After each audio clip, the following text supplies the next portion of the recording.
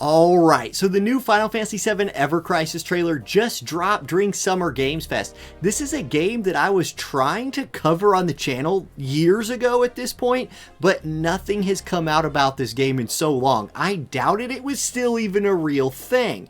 However, it apparently is a real thing. The closed beta starts now. I've applied. You can apply as well. Let's watch this trailer, and I'm going to break it down for you. I'm going to tell you what I know about the game, what I'm kind of deducing about the game from this trailer. Let me know what you think as well, or what you notice, especially if you notice something that I missed. Now, this first part is really interesting.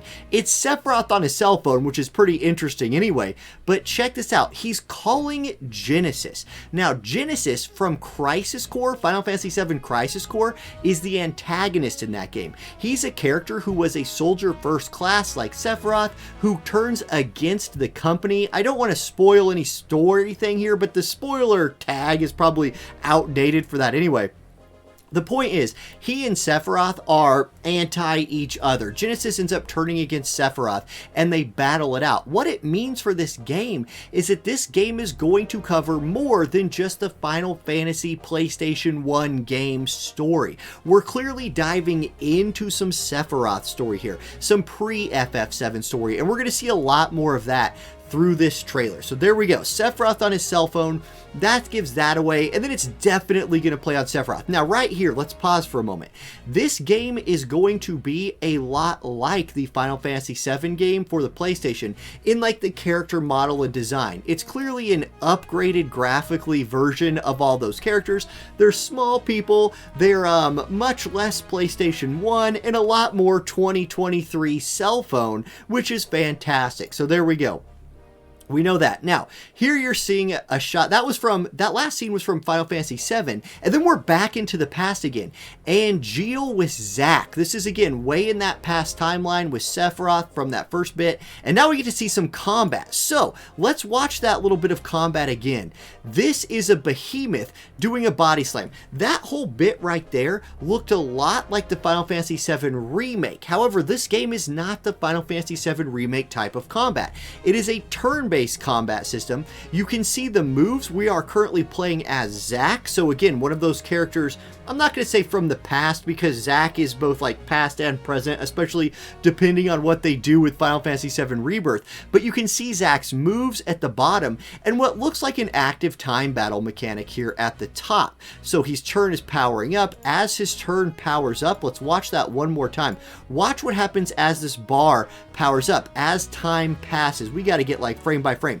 As it reaches about right here on the bar, you can see it unlocks some maybe more expensive skills. So it looks like an ATB type of battle system, I would guess, that then goes to cutscenes when the characters are doing the moves. Again, feels more like an updated version of Final Fantasy VII to me than something that's like the Final Fantasy VII Remake. Now, I want to comment on this Aerith scene right here. Let's watch this real quick. So check out Aerith's costume. Does this mean that we are going to get gear in this game that alters the appearance of the characters? If so, that's pretty awesome. So we'll watch this go ahead and play out. You can see there's Cloud and Aerith putting in some work on some bad guys. Okay, now pause. Here you see there's a lot to see. This is a menu screen right here, so I got a lot to say about this. On the left, you can see it says solo content up here at the top. Daily quests, enhancement quests, very gacha mobile game stuff right here. There's going to be, that's what this game is going to be. I also want to comment, there looks like to be an energy system in the game. If you've ever played gacha games before, this will bottleneck what you're allowed to do in a day, especially when it comes to farming gear, farming character leveling materials, all of that sort of thing. So that kind of gives that away. Also, kind of behind my face, but it's highlighted right now on Battle Tower, Sealed Tower of the Cetra. So take on special battles to obtain character memories. Again, that's going to be some kind of character leveling mechanic right there. If I get into the beta, I'll have a lot more to say about that. Okay, Midgar Falls. So we've gone now to a place called Midgar Falls.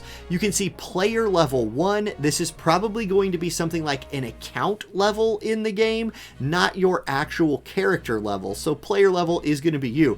And then notice down here in the bottom left, Draw. This is a gacha game, so it looks like you're going to be getting characters, weapons, maybe both of those things, maybe some kind of like equipable card system. Something like that's going to be gotten from a gacha system called drawing in this game. Okay, and then Midgar Falls is a multi-floor level dungeon. You can see actually right here behind my face, we are on first floor. You can see the other floors below that, and then what looks like to be a boss on the 5th floor. There's going to be special effects in these different zones. So this one gives you physical and magic strength plus 50%.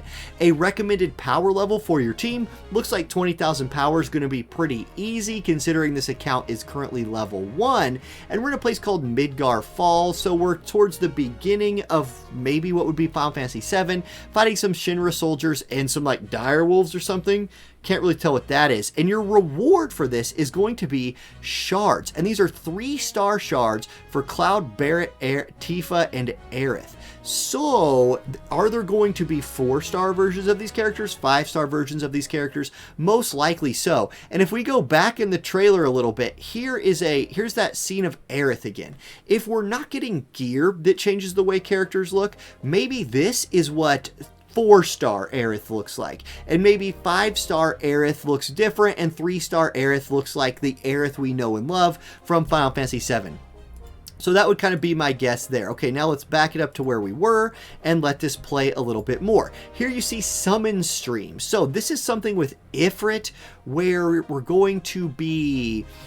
This is a summon we're probably going to have in the game. I don't really know what's going on here, except that this looks like an equipable ability or some kind of teammate, but probably not something. You're not going to have Ifrit as a playable character. It's probably a summon as in like War of the Visions or FFBE does, maybe. I don't know about FFB, but in War of the Visions, you can equip espers in that game. Looks like they're called summons in this game, and then you can summon them for a big attack.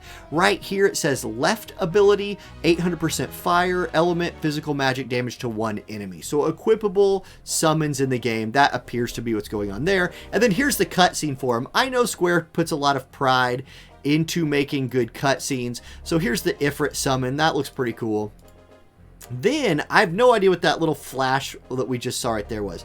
It said bind. So let's see what they're binding. Let me get a good pause here. Boom. Oh, wait, back it up. Forward. Let me get a real, I'm going to try and pause this exactly at the right spot. Click. Okay, so here we go. Over here it says nodes unlocked, charge speed strength. So you'll be able to unlock nodes. Maybe something like the Final Fantasy X node boards to power up Ifrit in this case. So that's pretty cool. That's something to look forward to. Then Glenn and some generic, I don't know, these look like Shinra soldiers right here. So you're probably going to be hearkening back to the game a little bit or playing a side content right here where you're playing as some Shinra soldiers on Team Glenn. There's Glenn and Matt, and then they are fully fleshed out characters. Like they have models. They look very 3-star-y to me, like giveaway characters probably, but still pretty cool. And then there's Glenn again. Alright, we're just watching a little story. They're fighting a monster, and you can see the difference right there between the characters, what they look like when they play, and what they look like in battle cutscenes. Very Final Fantasy VII Remake looking in the cutscenes. And then here's a full-on cutscene. This, 'Cause I'm a Hero, this is Sephiroth's guy he was calling earlier on his cell phone. You can see the materia equipped on his axe, and Sephiroth and he are going to face off just like they did in their very own game. And then it says Final Fantasy VII, Ever Crisis, and talks about how you can go pre-register. I've already pre-registered. Sign up for closed beta test on Android. I did that as well, so I hope I get in. If you guys noticed some stuff in that trailer that maybe I missed, let me know down in the comments section. I'm really excited for this game. I remember being really excited for this game years ago, and then the excitement just kind of went away because we never heard anything else. Here's more. We got a trailer. There's a lot to unpack there. That's kind of my initial reactions. Let me know what y'all think. I'll catch you next time. Peace.